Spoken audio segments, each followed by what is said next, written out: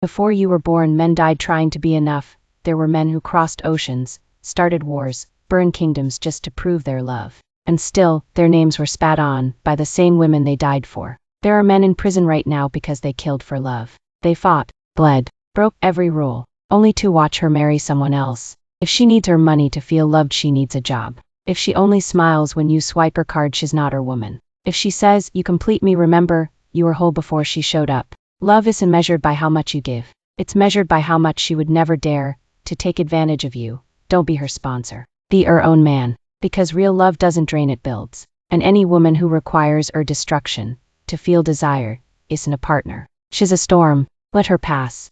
You'll never be enough for a woman who wants everything. Don't go broke buying flowers for a woman who's already building a garden with someone else. Don't get on one knee for someone who's texting another man while you're asleep. And don't ever kill the man you could become for the woman she might never be. Protect her name, not just her heart. Do good. Be calm, be generous. But never believe her value is tied to what you can buy, fix, or sacrifice for someone who treats love like a rental agreement. A woman who needs you to obey her will eventually turn you into a simp. Men, there's a difference between compromise and submission disguised as love. If every decision must pass through her approval, if every disagreement ends with you folding, if peace only exists when you comply, you are not leading. You are negotiating your masculinity, and that never ends well. A woman who needs you to do everything she says will eventually turn you into a simp, not because she forced you, but because you allowed it. Love requires compromise, but masculinity requires structure. If you cannot say no without fearing her reaction, you are not in control of your relationship.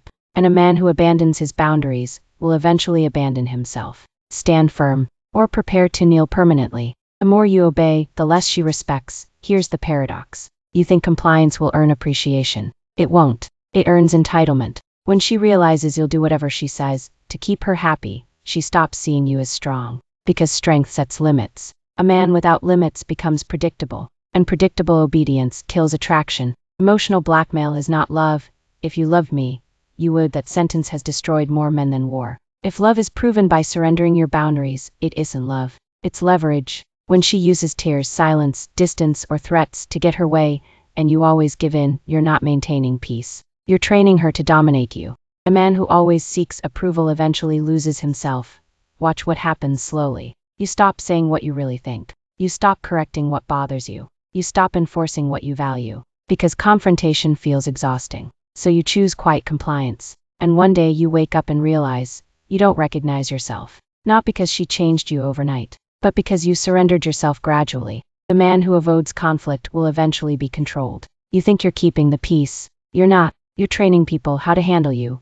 Every time you stay silent when you should speak, every time you apologize to end the tension, you are not protecting harmony. You are surrendering authority. Peace without boundaries is permission.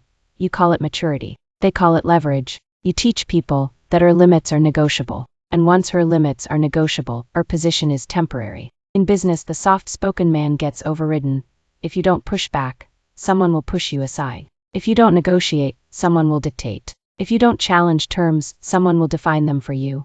Conflict is not aggression. It is clarity, and clarity prevents control. Children study your silence. Our son watches how you handle disrespect. Our daughter watches how you tolerate it. If you fold to avoid tension, they learn that authority is flexible. They don't need a loud father, they need a firm one.